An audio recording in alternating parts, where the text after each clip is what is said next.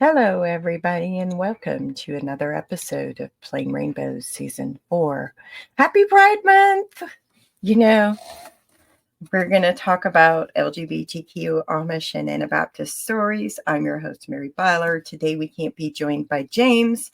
Unfortunately, he has another engagement. However, before we get started, I'd like to remind you that this live stream may discuss trauma of all sorts to include all types of abuse.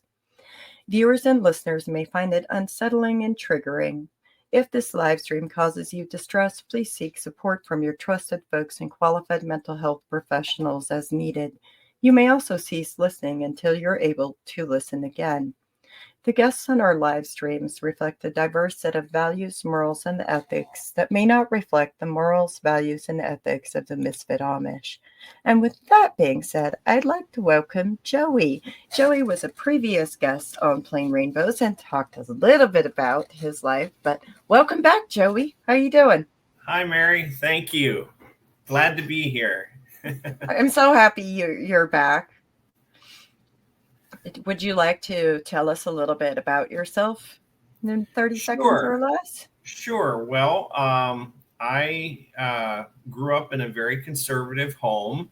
And as we mentioned in the previous episode that we were on together, my upbringing evolved in time through a couple different church organizations, but I was in the old German Baptist Brethren Church for about 7 years in Pennsylvania. And that's a group that is very similar to the Old Order Amish. And so I lived in that lifestyle for about 7 years and eventually came out as a gay man and have learned to live an out and open life and free life since then, and much happier. That's something when you live your life authentically, doesn't it? Yes. It's just like authenticity does something for you. Yeah, it's such a relief to shake hands with someone and introduce yourself for the first time and say, "Hi, my name's Joey, and this is me." Mm-hmm. You know, no more hiding. You don't have to hide who you are, and you're free to actually exist as a whole valid human being. Yes, it's beautiful, quite it's frankly. wonderful. I would agree. But today we wanted to talk a little bit about spirituality. Yes? Yes. We have is spirituality in the old order church for a lot of people is kind of an interesting topic in the sense that there's a little bit of a different dynamic in an old order community, a very conservative church community amongst the Christian sectarians or Anabaptist groups. And so I have a brief slide presentation that we could maybe go through and talk about some of those things. And it's really going to cover the topics of what spiritual healing is like when you're a gay person and you're coming from a plain conservative or old order Christian Anabaptist sectarian community. So we can move to the next slide. So I'd like to talk about the question, what is it like to discover a personal spirituality for a gay person in the old order? And I use that old order term broadly to encompass groups that may be Amish, Brethren, Hutterite, Mennonite, similar groups, and that old order community is what I'm kind of referring to. So identity is a key principle in community. Belonging to your understanding of your belonging is vital to the experience inside that old order community. And many old order church communities practice what I call a ship type mentality or a ship type spirituality where everyone belongs to their church congregation is pictured as being in a ship together, and you're sailing the troubled seas of life towards the heavenly shore, and individuals belonging together and their actions are connected to each other as an expression of the whole crew on a ship. So individual ideas expressed, whether it's a desire to play mini golf or own a car or preach premillennialism or eternal security or some other doctrinal precept, are all seen as individualistic notions against the general practice of the whole, and therefore, damnable and destructive to community. So, not to mention preaching anything about the positive aspects of being gay. So all of us being together in a ship is that belonging spirituality that is the concept in many old order communities. And there's a term or a phrase that's often used, the concept of being with the church, is fostered and honored as the best way to be. So if you're with the church, that means you're in harmony, you're in union with the order of that community in the old order. And Mary, feel free to jump in anytime here as I'm going on, because I'm sure you have some comments too to add. But the concept of being with the church is kind of the thing of being with the crew of the ship, and we're all in this together and following the general orders of the captain of the ship and not speaking out with dissenting views. So if you have maybe the church order is that you wear a certain form of dress and you use a certain color buggy, and you're not allowed to use certain kinds of motors. There's all different kinds of rules and part of the ordnung for each community. And when you're with the church, you're in tune with all of those things. And when you're not with the church, you are standing outside of the ship, so to speak. You're treading water on your own. You're being somebody who's a deceiver. Right. You are deceiving. If you are not, you're engaging in Satan's work to deceive people and lead them away from the true church, because to be born into the church is also a privilege. And that privilege, that covenant, that sacred covenant that you are given by virtue of being born into the old order is something that, for you to be non-compliant or, non-practicing, you don't practice those specific rules anymore. That is akin to you going, and we used to hear this preach from, we didn't have pulpits, but we used to hear this preach. That is akin to you going out into the world and you're taking that sacred covenant and stepping on it with your feet. Right. Well, and, if you look at the Bible story of the disciples in the boat and Jesus walking to them on the water in the storm, and Peter steps out of the boat and he starts to walk on the water. The concept of being with the church is kind of synonymous with being with Christ. And so if you're with Jesus, then you're with the church. But if you're not with the church, then you're not following Jesus, you see. And so then you're going to sink like Peter in the water. When he took his eyes off Jesus, he started to sink, you see. And so going into the with the church concept, when that requires a gay person to squelch their uniqueness and their vitality and their interests, because their interests don't blend with the standard understanding and expression of the old order community, oftentimes that leaves the gay person feeling isolated and quote unquote mutinous against those who express being with the church. You're literally outside the boat and you're sinking in the eyes of everybody else that's in the boat, you see. And so to stand up and to speak differently is akin to, and I use the analogy of Mr. Fletcher Christian daring to defy the orders of the domineering Captain Blythe in the story of Mutiny on the Bounty. I don't know if you're familiar with that story, but Captain Blythe was just a boisterous spirit of a captain, and Fletcher Christian kind of stood up to him and brought a mutiny against the ship, you know. But that's how gay people are perceived in an old order church community. You're not with the church. You're out there in the water and you're sinking, you know. So we can go to the next slide. You're not only sinking, you're also inciting others to sin. You're leading Right. others astray. Right. So what about understanding what love is? So, you know, this is an interesting thing. And this can be extended in a broader sense to the evangelical Christian world as well in some ways.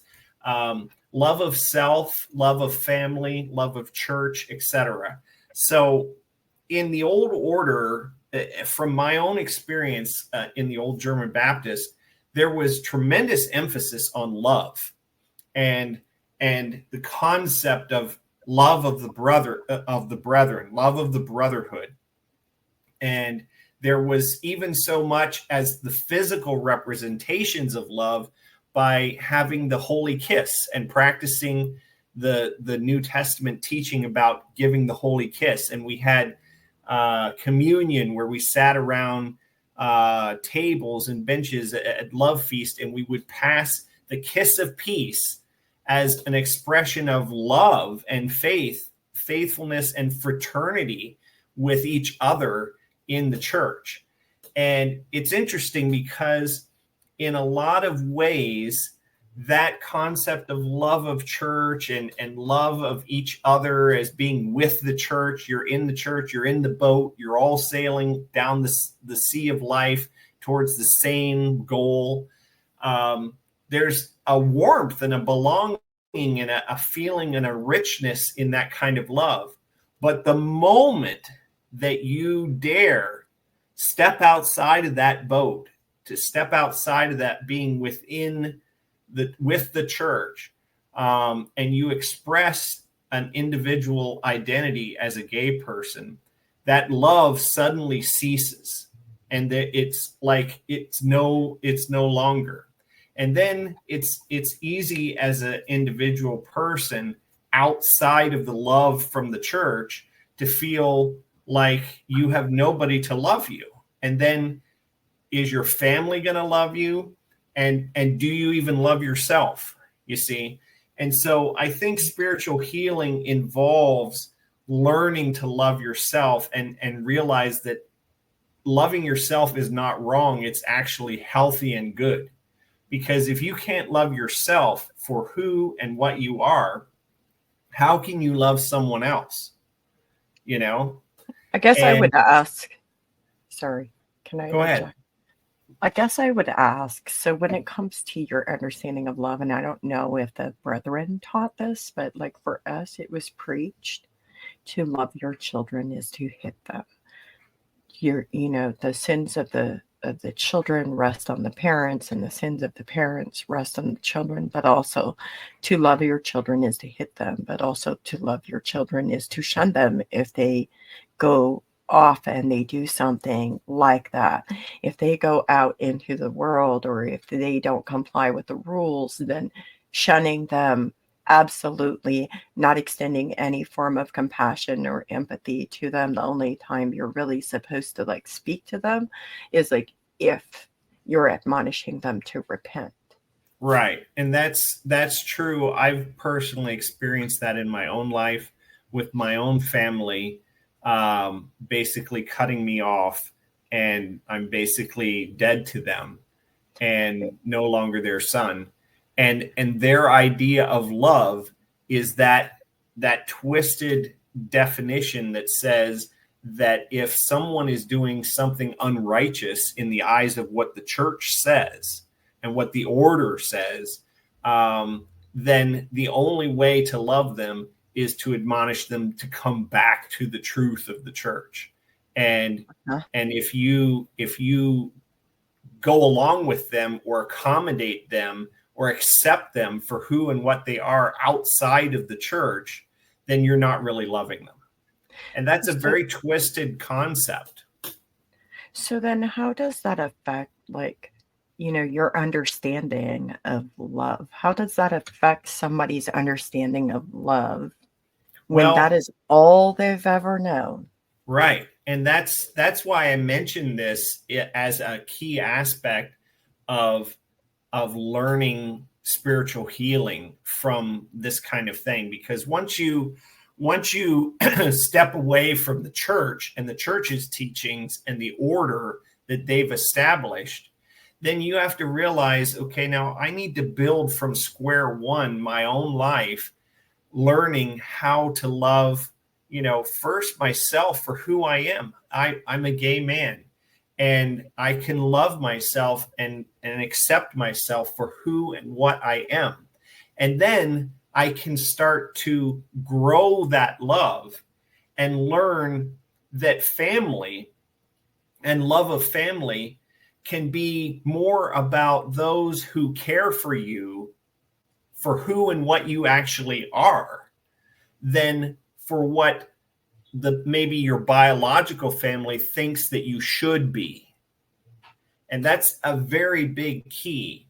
And then, just learning to extend that love of self to love of family, of those who actually care about you and want you to succeed in life and accept you for who and what you are.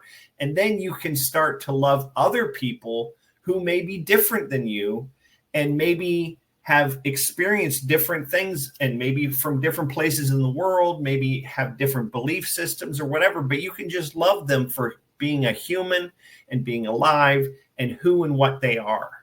And that kind of love is so freeing and so healing and so welcoming to experience that it changes your life in so many ways.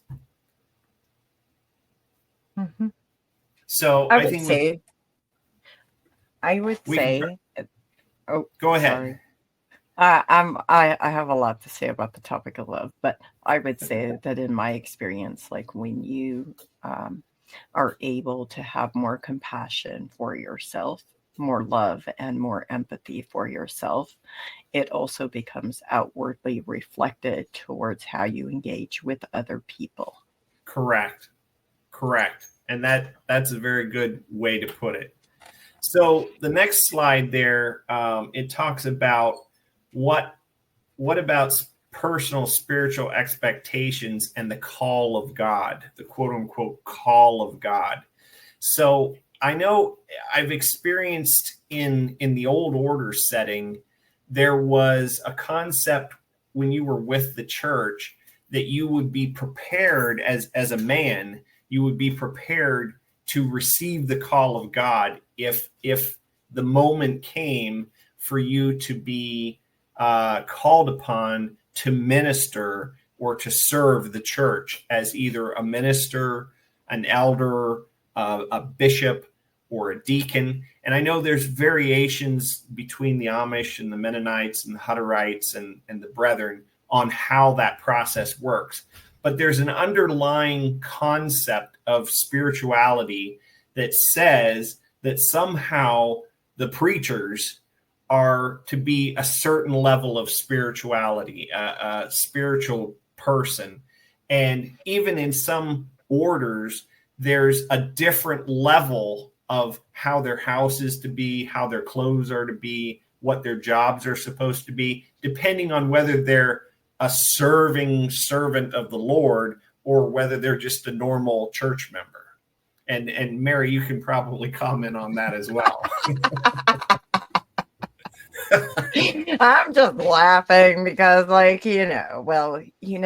there's also differences in people who are more affluent, people who are more privileged. They have different expectations for how their house is in order versus people who, like, in my opinion, the people who are joined in, the ones who are adopted in, especially people who are happen to be people of color, if they're black or brown, they're the lowest.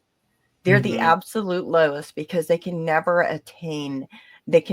climb that ladder. They can never Right. attain like that expectation of like, okay, well, if they do all of these things, now they're in good standing. So now they can benefit from that privilege of like being on top of the ladder and not having to be quite scrutinized quite so heavily as what they were scrutinized as when they were at the bottom of the ladder, or the people at the bottom of the ladder.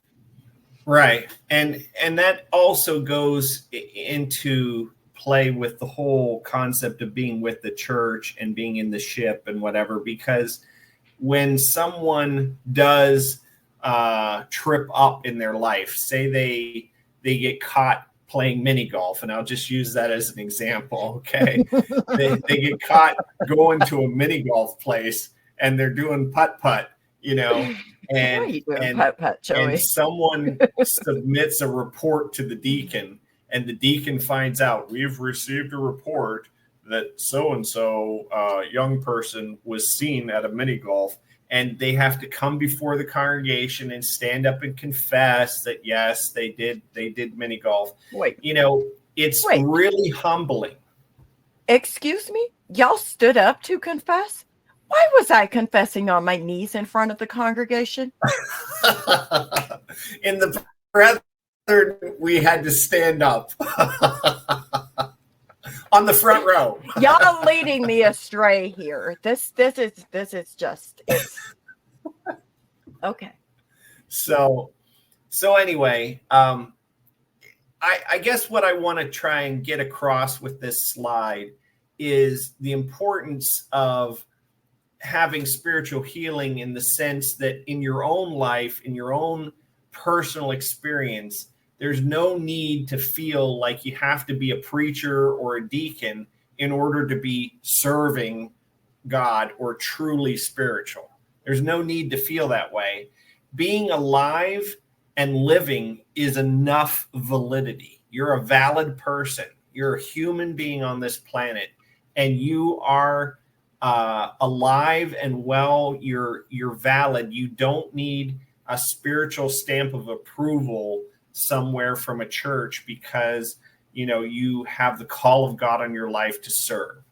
And your spiritual journey can be fulfilled without big public acts of religious service. I know in the old order, there's a tremendous pressure and concept of martyrdom. And they have this big, thick book called The Martyr's Mirror. And parents will sit down with their little tiny children and flip through page after page of this martyr's mirror, showing engraved drawings of these kinds of situations where somebody's being burned at the stake or drowned in a river. And here's an example in this slide of this guy named Dirk Willems, who was supposedly being arrested by the sheriff for being an Anabaptist. And he ran across an ice-covered stream or lake, and the sheriff was chasing him, and the sheriff fell in the ice. And the big story that the Anabaptist descendants of Mennonites and Amish tell, and brethren, is that Dirk Willems was following the faith of the church and Jesus by going back and caring for the sheriff that was coming to arrest him by helping him out of the broken ice and the frozen water. And he ended up still getting arrested and being martyred for his faith. And so that story is such a big example to plain people in different communities, as this is the way you should be, And I just like to say that holding up these like fairy tale type examples, especially building it up from children as soon as they're able to hear and understand and read all these stories, it creates this culture of martyrdom. And it makes people feel like in order to be spiritual, and in order to really be faithful, and in order to serve God, you have to be one of these people that's somehow in some kind of way a martyr for Christ. And so I like to get across that that's not really what real spirituality is. And to have spiritual healing in your life, you can be a spiritual person without that martyrdom concept. Without So maybe we living can with move to the next slide, Mary. without living with a persecution complex. Not Right. everybody is out to get you. Right. Even if you were indoctrinated to believe that, even if the dogma from the group that you grew up in is that, you know, you don't have to live in a state of persecution complex. So when you feel like somebody's got it out for you, maybe be more curious. That's my advice. I know I Angela's agree. good advice, but go ahead. So the last slide, how do you be spiritually happy and healthy outside of the old order way or expectations of a church member? So, we're all familiar with the old order having a dress code and certain kinds of clothing that everybody has to wear. And there is a feeling of oneness or togetherness or belonging that you have when you wear the same clothes with a group of people. But that feeling is very quickly broken if you come out as gay and you're not considered acceptable in the community anymore. So learning to accept that being alive and living and dying are the real truths. Being alive, being living, and everybody dies eventually are the real truths. And then learn that your senses and your intellectual knowledge are valuable. Your ability to sense things, your ability to have intellectual thought and questions, those are valuable and should not be discounted in favor of embracing required beliefs or doctrines that are built from quote unquote faith in unseen and are more often than not based on religious controls in place for molding society to specific rules and order for control purposes. Now that was quite a mouthful there, but really I'm trying to get across the importance of your physical senses and your intellectual knowledge. If you're a gay person, it's okay to feel the way that you feel as a gay person, and to have attraction to the same sex. That's okay. And your intellectual knowledge that makes you question the standard protocols and beliefs and ways of doing things in the old order are not wrong. It's not unhealthy for you to have questions. Learning to accept and love yourself is the first step towards being spiritually open to love and accept others with equality. So I think that's kind of summing up the whole thing of spiritual healing, is to just learn to accept and love yourself for who you are. And you can learn to accept others with equality then. That's a really powerful message, Joey. When you talk about like being in the old order and being gay, you had sent me some artwork. Can we talk about that? Sure. Okay. So when I look at these, I'm like, okay, this is amazing, because when did you make these? Well, this particular picture I made after I had come out of the old order, and it says there at the top, Der Rehoboa Freundschaft, and for a period of a few years, I hosted a personal blog where I talked about my story and my experiences in the old order and coming out as gay. And so I used that artwork as a picture on my blog. Um, and this, of course, is two roosters together. And it's in the Pennsylvania German style of, the Frochter type style of drawing. I did it in that frame of mind, trying to express those feelings and with the colors and everything, the warmth of the colors as well.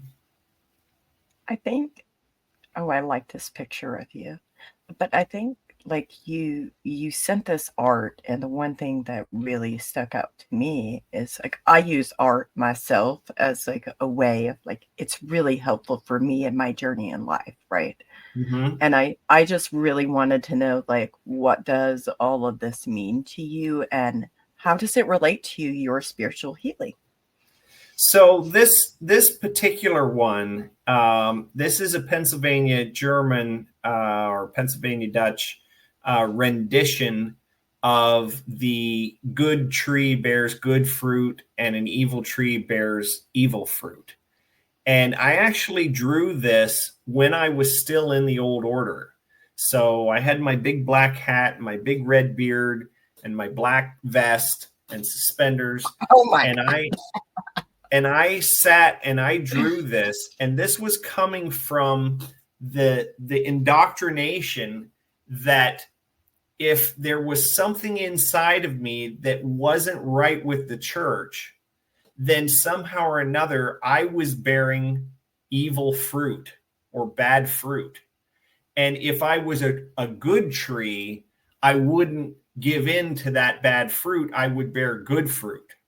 So that's what this art is actually expressing, is that feeling and that pressure to be a good tree and to bear good fruit. Can I ask you a question? Sure. When you felt like when you experience some of the, I guess when you figured out like you were gay, did you feel like you were a good fruit on a good tree? Or how did that relate to being gay? The tree. Well, so at this time when I did this artwork, I was feeling like I was schlechty. I was not good. Mm-hmm. And I was striving to be good, you know. Mm-hmm. And so that really is kind of the angst behind that artwork, that feeling at that time that being gay was somehow evil and wrong, and I was bearing schlechte Frucht. Yeah, but just because you were gay doesn't mean you were evil and wrong. I mean, if Right. anybody believes that about yourself, that you were evil and wrong for being gay or being queer, you're not. No matter what your church tells you, no matter what your religion has taught you to believe about yourself, you're not a terrible person just by virtue of being queer or gay or LGBTQIA plus. And this piece here is Feldy Dog. This is for Valentine's Day. And this was really an expression of an ideal that I longed for. You know, here was two plain old order guys holding hands together and gazing in each other's eyes in Valentine's mode. And that's was like a longing for me.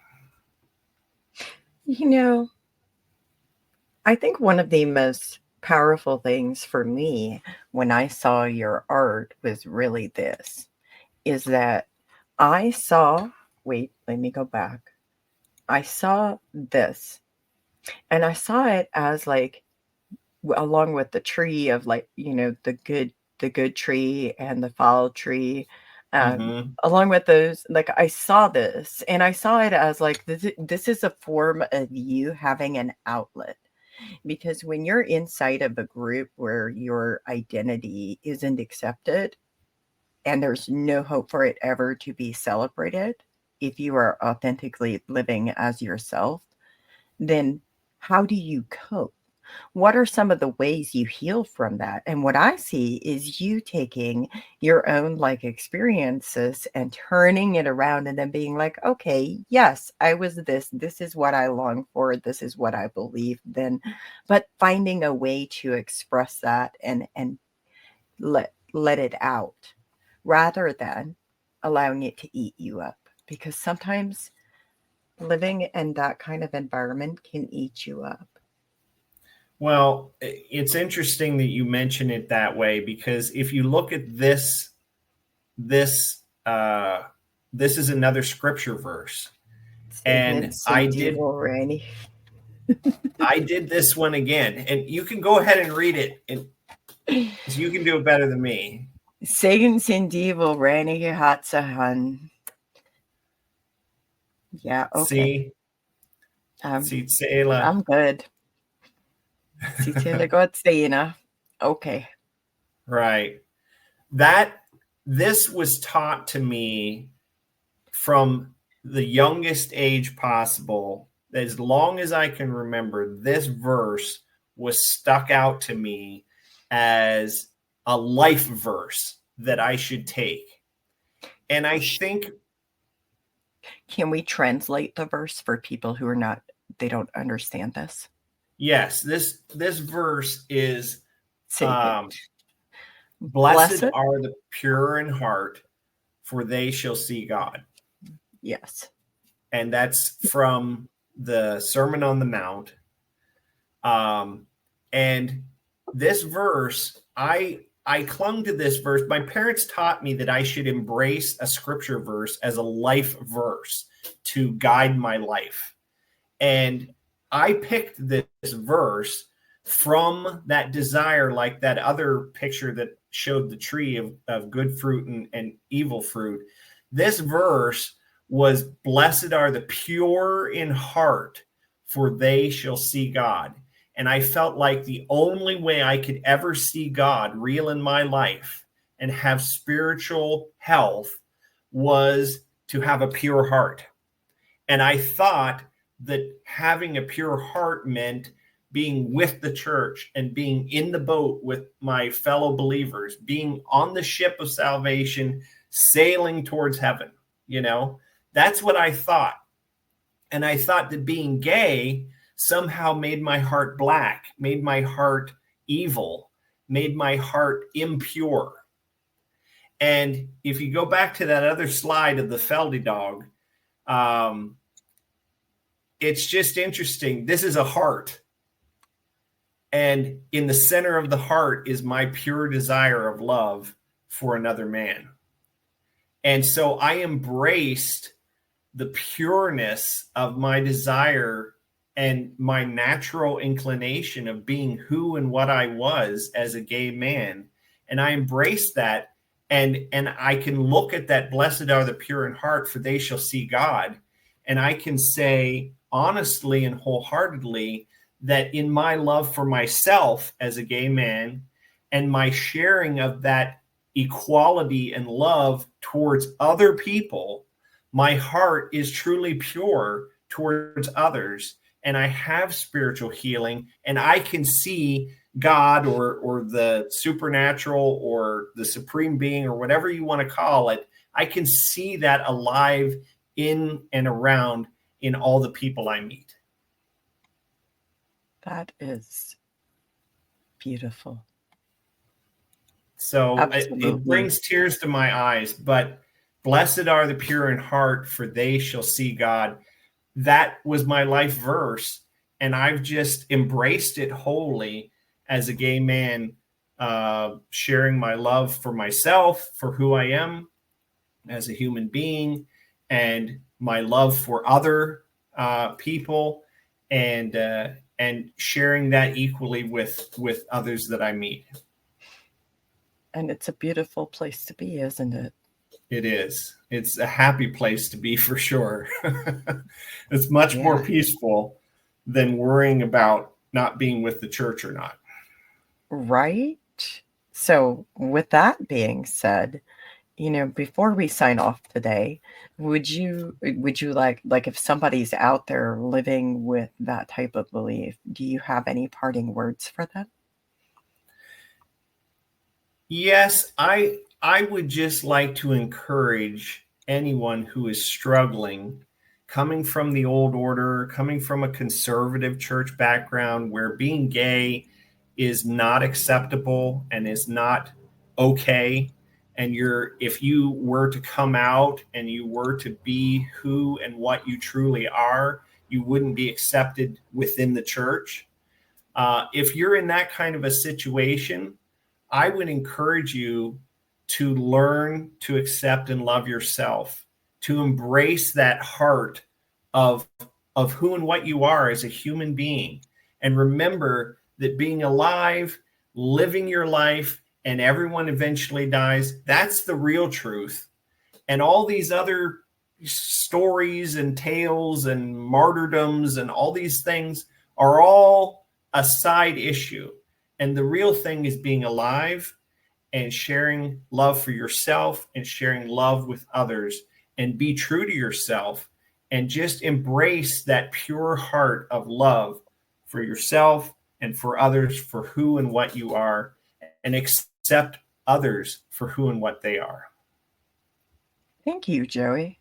That is amazing. I love that. And I would like to add to that, I'd encourage you also to be curious and to seek out new information, and to, of course, always, you should know you are enough.